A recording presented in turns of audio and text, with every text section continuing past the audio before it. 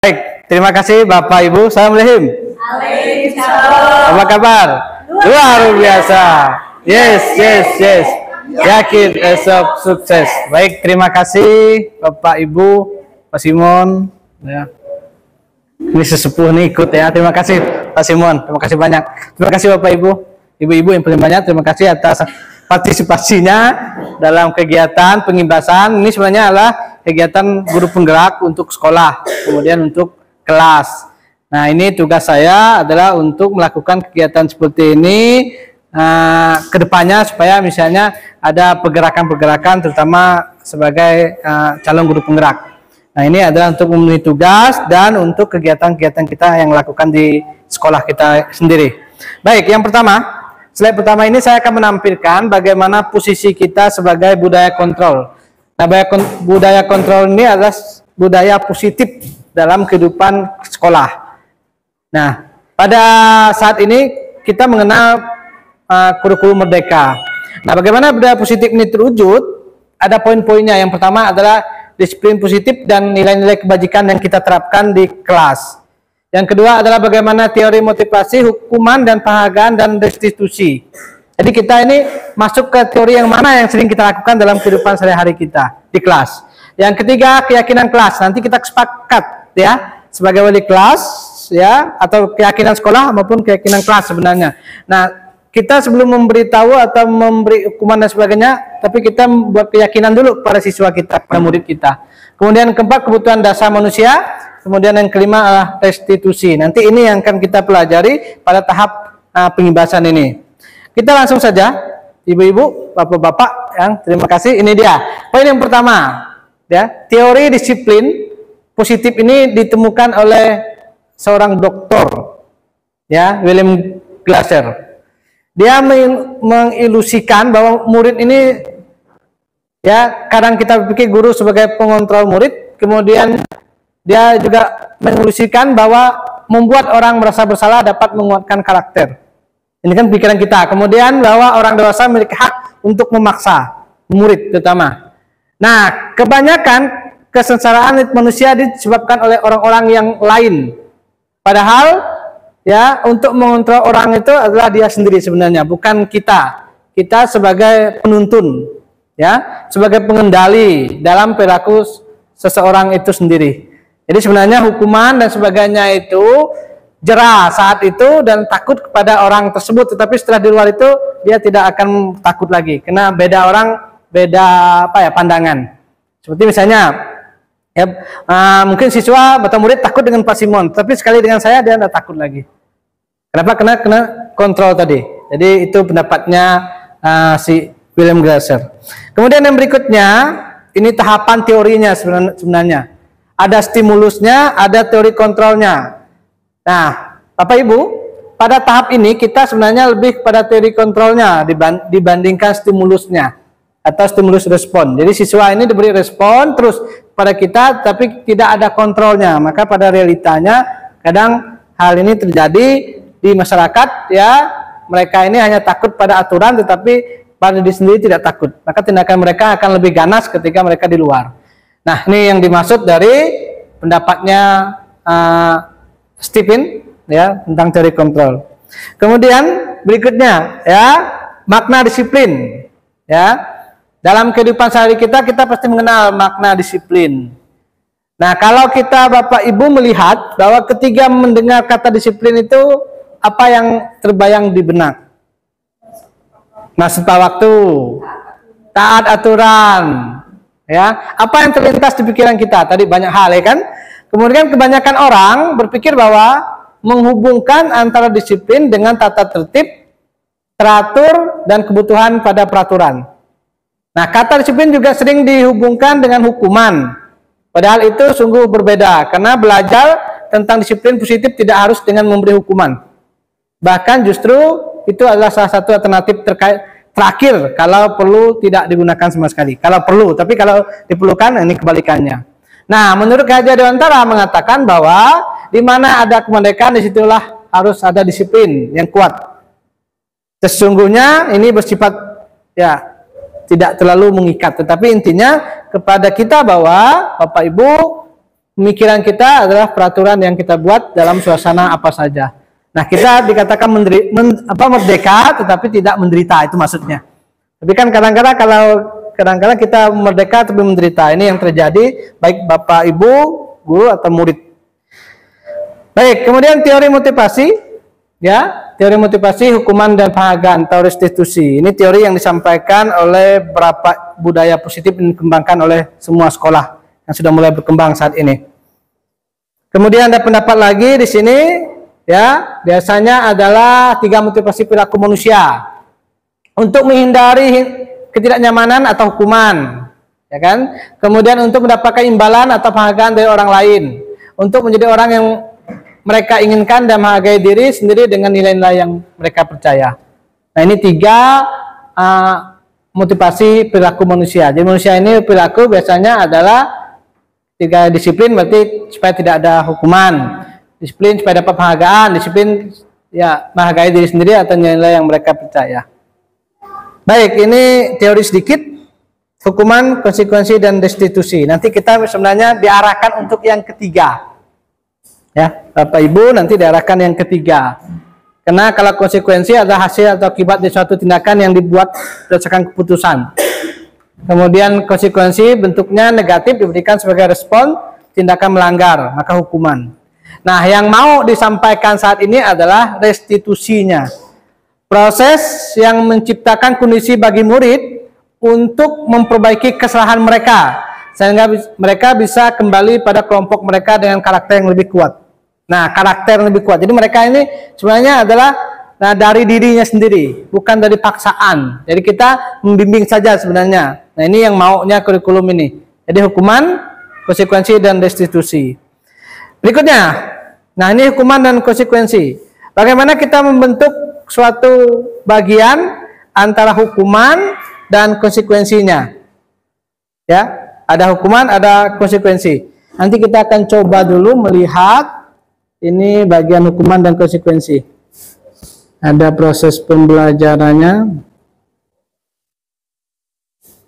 hukuman dan konsekuensi yang diajarkan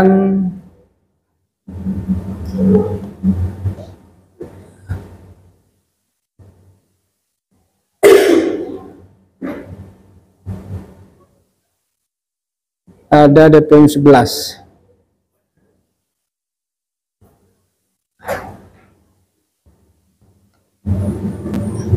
Nah, ini kita akan menentukan.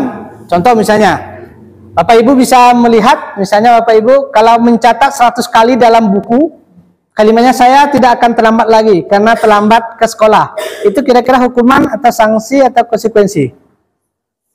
Kalau misalnya mencatat 100 kali dalam buku kalimatnya saya tidak akan terlambat lagi karena terlambat ke sekolah. Sanksi. Kita lihat ya. Ya, sanksi. Baik, kemudian berikutnya kita coba lagi. Lari mengelilingi lapangan basket 2 kali karena terlambat hadir di sekolah. Hukuman. Oke. Nah, ini contoh saja, 1 kali lagi. Membersihkan coretan yang dibuatnya di meja tulis. Membersihkan coretan yang dibuatnya di meja tulis. Hukuman atau konsekuensi kira-kira Bapak Ibu? Membersihkan coretan. Ya, baik. Sanksi dan konsekuensi biasanya. Oke. Coba lagi. Murid diminta untuk push up 15 kali karena tidak menggunakan masker ke sekolah. Itu hukuman. Oke, baik, itu sekilas ya Bapak Ibu. Terima kasih atas jawabannya. Nah, kita lanjut lagi. Masih banyak yang lain. Poin yang berikutnya adalah ketika kita sudah mengetahui bagaimana konsekuensi, bagaimana hukuman, maka keyakinan berikutnya adalah kita akan membuat keyakinan sekolah atau kelas. Ya. Nah, guru berperan dalam mewujudkan terbentuknya keyakinan sekolah dan kelas dengan adanya kesepakatan. Kemudian isi keyakinan sekolah dan keyakinan kelas berupa pernyataan universal yang mudah diingat, dipahami, dan harus diterapkan dalam lingkungan sekolah dan kelas. Baik, kita akan lihat contoh ya. Ini contoh pembentukan keyakinan sekolah atau kelas. Langsung sini. Nah, ini dia. Jadi ada poin-poin yang dikaitkan dengan contoh keyakinan kelas. Pertama, setiap orang Setiap anggota kelas perlu belajar misalnya. Jadi tidak ada apa bedanya disiplin misalnya tata tertib dan keteraturan sekolah misalnya. Kalau berkaitan dengan keyakinan kelas. Kalau tata tertib sekolah tidak ada kan? Nah, setiap kita pasti ada keyakinan, ada tata tertibnya, ada kesepakatannya. Nah, maksudnya keyakinan kelas di sini adalah setiap anak dibuat kesepakatan di kelas. Ya, dibuat kesepakatan untuk kita melihat kondisi yang ada. Baik, kemudian berikutnya ini ada sedikit video tentang kebutuhan dasar manusia menurut Glasser tentang kebutuhan siswa atau murid. Untuk membangun budaya sekolah yang positif dengan lingkungan yang aman dan mendukung murid menjadi pribadi yang berdaya, seimbang dan bahagia. Salah satu upaya yang dapat dilakukan oleh guru adalah memahami kebutuhan dasar yang mendasari perilaku.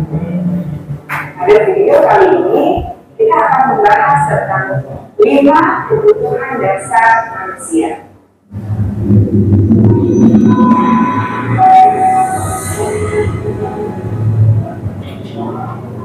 Tiada dua kata dalam salah satu kebutuhannya menyatakan kita ambil contoh perbandingannya dengan hidup kebutuhan seorang petani dalam hakikatnya sama perbandingannya dengan seorang pendidik yang menanam padi misalnya.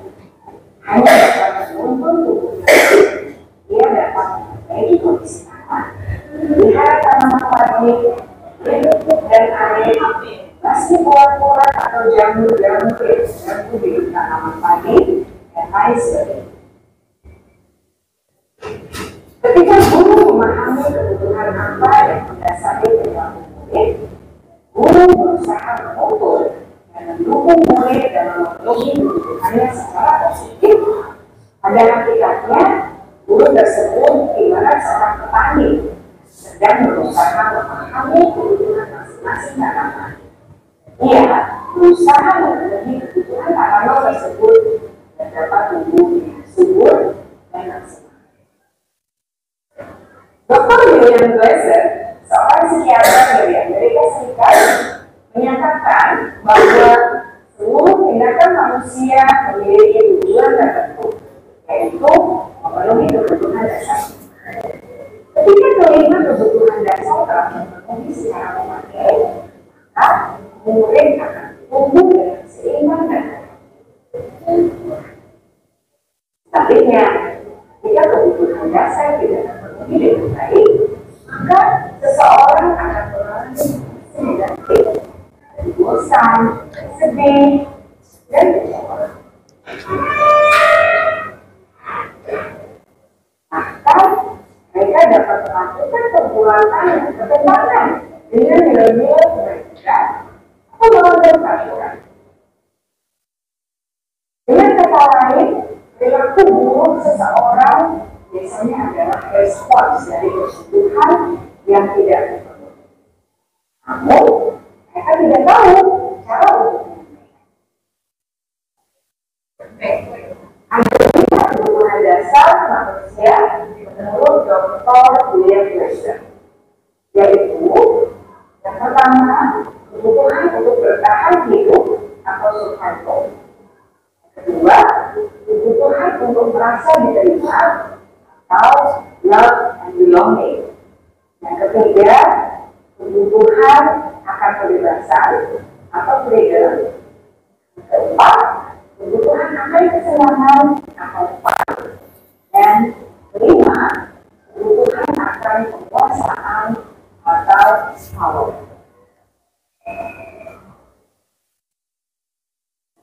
Kebutuhan dasar yang pertama adalah kebutuhan yang bersifat fisiologis untuk bertahan hidup atau survival.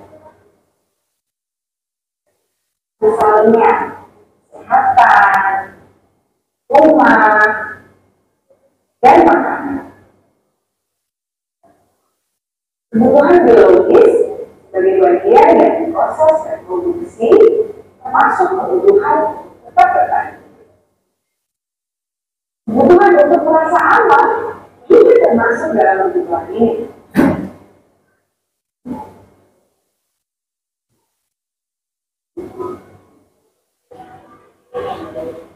Agar murid dapat belajar dengan baik, dan mereka akan merasa aman, pangan, sandang, dan papan mungkin. Bagaimana mungkin mereka dapat belajar dengan baik dan mereka dapat bersekolah di perut yang lapar atau bila memang mereka belajar.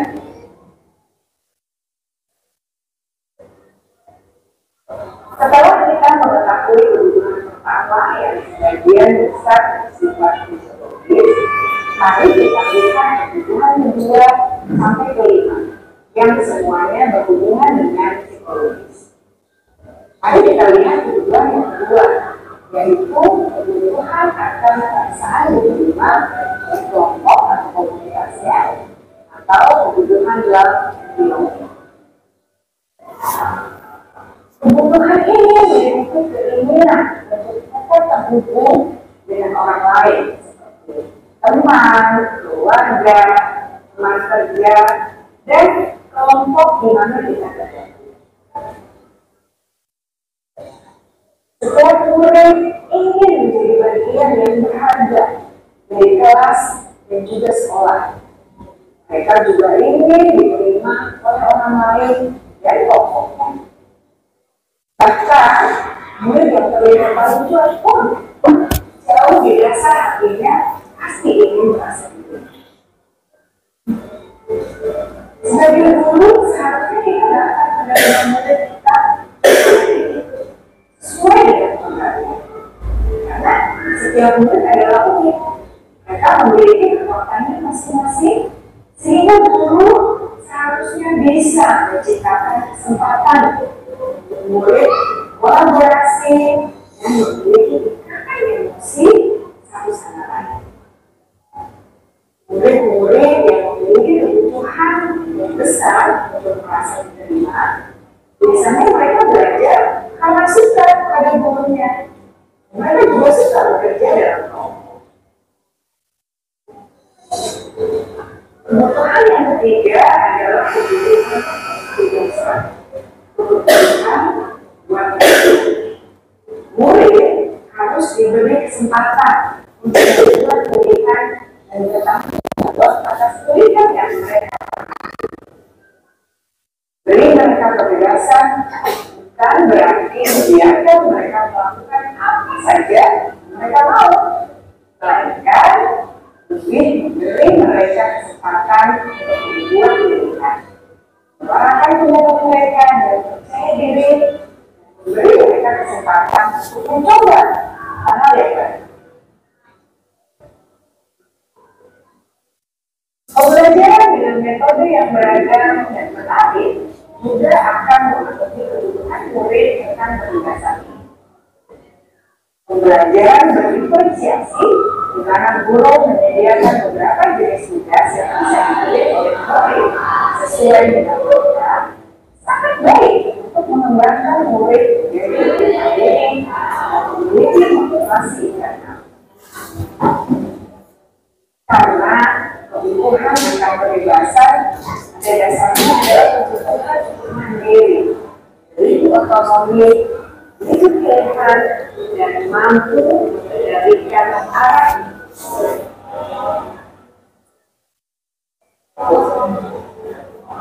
Kebutuhan yang keempat adalah kebutuhan kesenangan.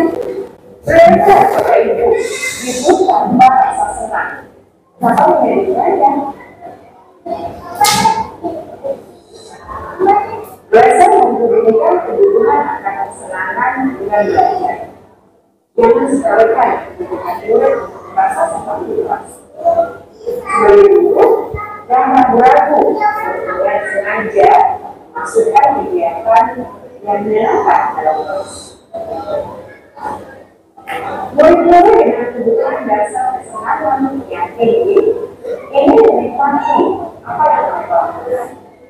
Mereka juga konsentrasi tinggi saat mengerjakan hal-hal yang disenangi.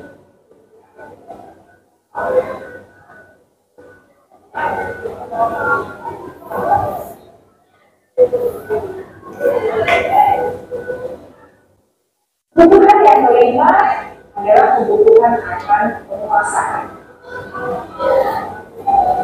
setiap murid memiliki kebutuhan untuk merasa kompeten.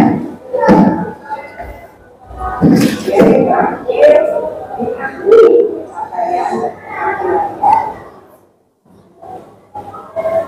mendengarkan bisa membuat dampak dan pengaruh dan memiliki kesalahan.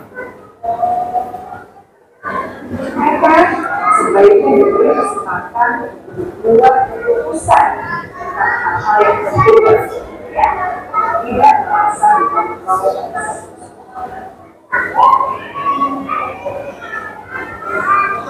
Pada murid yang telah menginjak usia remaja, seringkali mereka merasa tidak mereka terkali kehidupan tersebut karena dulu hari murid-murid yang memiliki kebiasaan biasanya selalu ingin menjadi pemimpin. Mereka juga suka mengamati sebelum mencoba hal lain. Mereka juga perfeksionis dan merasa percaya bila melakukan kesalahan.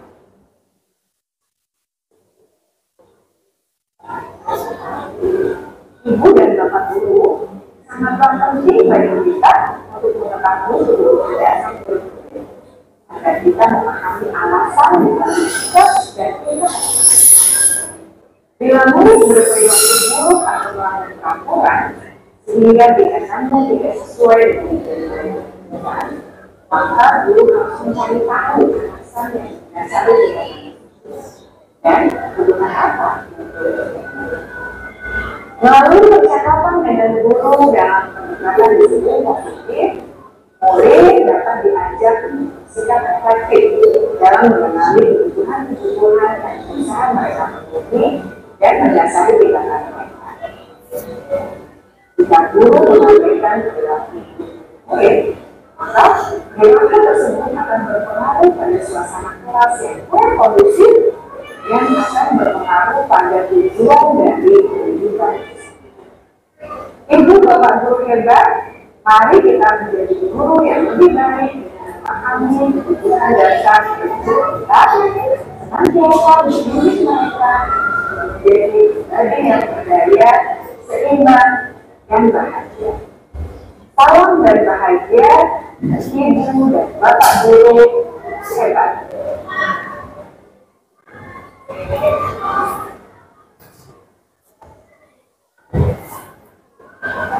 Oke, baik.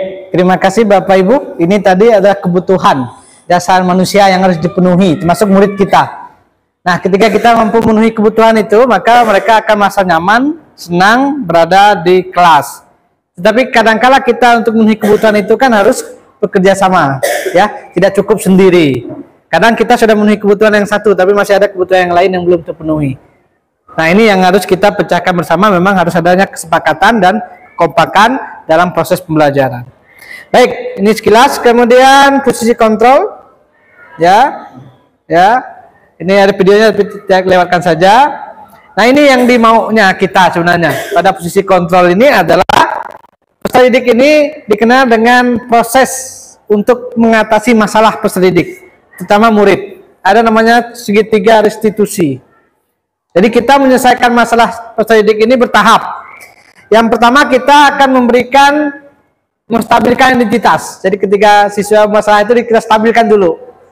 Ya, setelah itu baru kita menanyakan permasalahannya apa. Setelah itu baru memberikan keyakinan. Ya, ada 3 tahap itu yang harus kita lakukan. Ketika misalnya siswa sering terlambat, apa yang kita lakukan? Kita harus menstabilkan mereka dulu. Kenapa? Ditanyakan dulu mengapa terlambat. Ya, apa tahu mereka misalnya di rumah ya ada masalah dan sebagainya. Kemudian berikan keyakinan yang kita sepakati. Kamu ingin menjadi seperti apa misalnya? Ini contohnya ya. Kamu bukan satu-satunya yang pernah melakukan ini. Berarti kan ada orang lain, dia merasa tidak sendiri. Setiap orang pasti pernah melakukan kesalahan. Itu menstabilkan identitas. Contoh, pertanyaan ke muridnya. Kemudian adakah cara yang efektif untuk mendapatkan apa yang kamu butuhkan? Apakah dengan cara terlambat kamu bisa efektif misalnya? Kamu tentunya punya alasan mengapa melakukan itu. Jadi ditanyakan ke mereka. Setelah itu baru kita berikan keyakinan pada siswa. Keyakinan kelas apa yang sudah kita sepakati di awal tadi. Apakah boleh terima atau tidak? Kan seperti itu. Kamu ingin menjadi orang seperti apa? Baru mereka berpikir. Itu meyakinkan. Ya, hendaknya seperti itu. Ya. Kemudian saya ada satu video lagi ini yang segitiga ini penting. Jadi kita lihat dulu. Segitiga restitusi.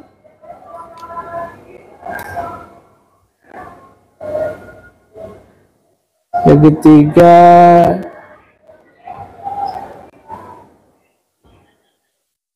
bagian yang keberapa tadi ya? Kedua. Ini contoh.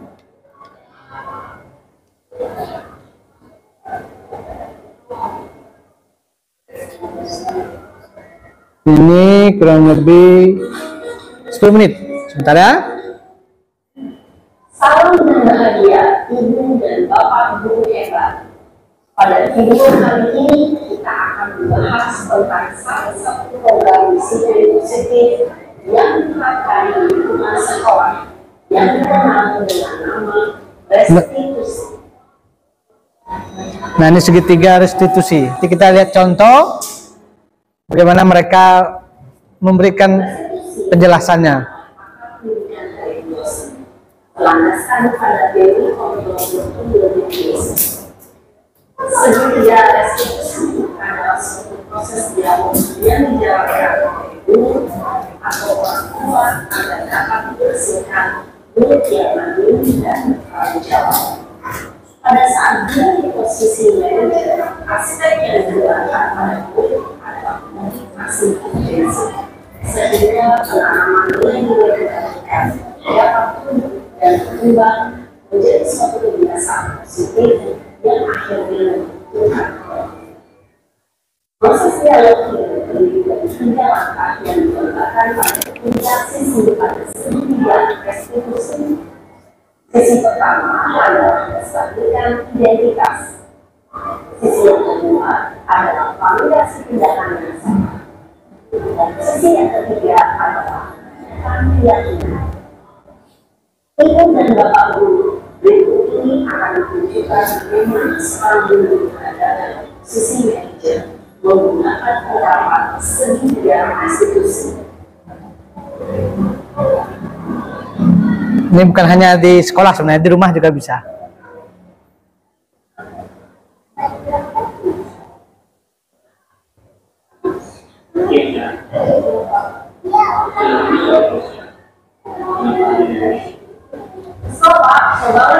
Masa aku dikatain COVID, apa? Ya aku marah lah. Aku gak dikatain TK di depan kelas. Banget. Oh begitu. Ya pasti menggunakan besar. Dan juga anak tidak ada yang membuka. Kemudian pada saat itu kamu kemana? Ya saya harus mengatain TK apa? Banget. Saya bisa dia dekat dengan lain. Oh begitu. Pasti kamu berlaku seperti itu. Ada suatu alasan tertentu. Iya lah, saya biasa aja Pak. Ya saya berani lah. Masa saya ditentukan fitnah? Ya wajar lah. Berangkat agar ini sesuatu yang penting. Untuk yang tidak Iya Pak. Untuk saya masih bersabar. Sebenarnya yang bisa sebenarnya. Jadi masalah Pak, saya pakai dari ini Mas. ya pasti ya. Tapi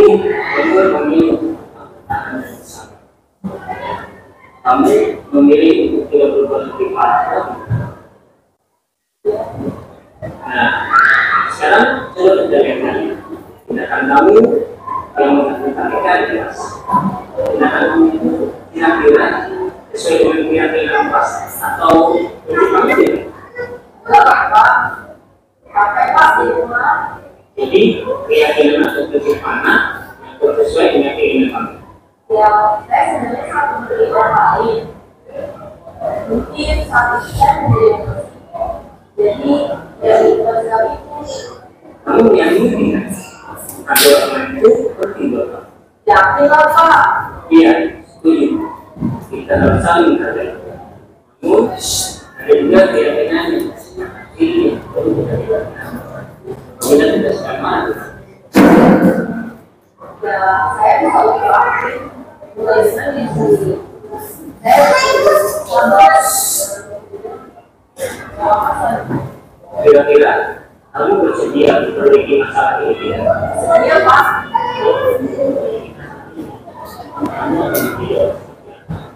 Saya akan jawab apa ya Pak? Ya, apa? Iya. Menurut kamu, bagaimana rasanya menjadi orang seperti itu?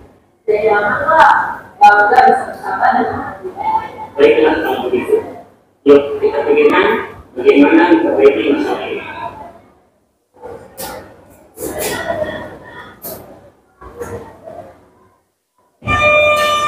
Ini adalah ya Pak. Baru saja kita menyaksikan contoh bagaimana seorang guru berada dalam posisi manajer menggunakan penerapan segitiga restitusi. Mari kita bahas satu persatu. Pada sisi pertama, menstabilkan identitas berdasarkan pada prinsip proses pembelajaran. Segitiga ini murid yang sedang kita mengkritiknya, membuat kesalahan sesuatu yang saya tidak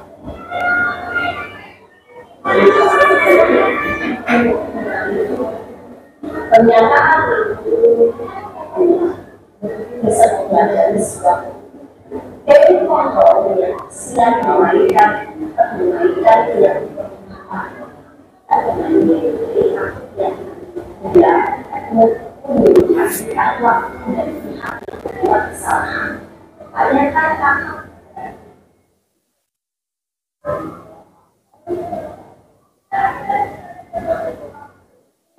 Baik, Bapak Ibu, ini contoh yang dilakukan oleh seorang guru untuk menyelesaikan masalah siswa. Jadi mereka itu ibaratnya diberikan kesempatan untuk memikirkan apa yang telah mereka lakukan. Oke, ini penerapan penyelesaian masalah tadi. Guru peran sebagai manajer menggunakan segitiga restitusi dalam penyelesaian masalah melalui 3 tahap. Menstabilkan identitas, validasi tindakan yang salah, dan mereka menanyakan keyakinan kepada mereka kembali. Oke, kemudian menghasilkan murid yang mandiri, bertanggung jawab, menghasilkan murid yang mau mengubah diri sendiri ke arah yang positif, ya, tidak melewati hukuman, tetapi melalui kata-kata dan kalimat kepada mereka. Baik, ini beberapa hal yang saya bagikan kepada Bapak Ibu tentang tindakan-tindakan prosesnya tadi, ya. Sebenarnya cukup panjang ya. Di awal itu kita buat kesepakatan dulu. Sebenarnya kesepakatan kelas sudah ada, tata tertib sekolah juga sudah ada. Hanya kita menegaskan kembali, mengulangkan kembali hal itu di sekolah kita dan di kelas ya. Setelah itu baru ditulis, ditempel, biasanya seperti itu. Coba keyakinan kelas masing-masing. Nanti saya akan coba juga di kelas 10A, saya akan buat keyakinan kelas. Nanti itu yang ketika siswa ada masalah, maka kita ulang lagi kesepakatan yang sudah kita lakukan, maka mereka berpikir kembali. Kadang-kadang kan mereka lupa apa yang mereka lakukan. Sekian Bapak Ibu, terima kasih banyak atas meluangkan waktu ya. Semoga apa yang saya sampaikan dapat bermanfaat untuk kita semua. Sekian, assalamualaikum. Oke, terima kasih, tepuk tangan untuk kita semua. Terima kasih Pak Simon, terima kasih Bu Yeni, Bu Ima, Bu Devi, Bu Pani, Bu Marlensia. Sekian Pak Alex.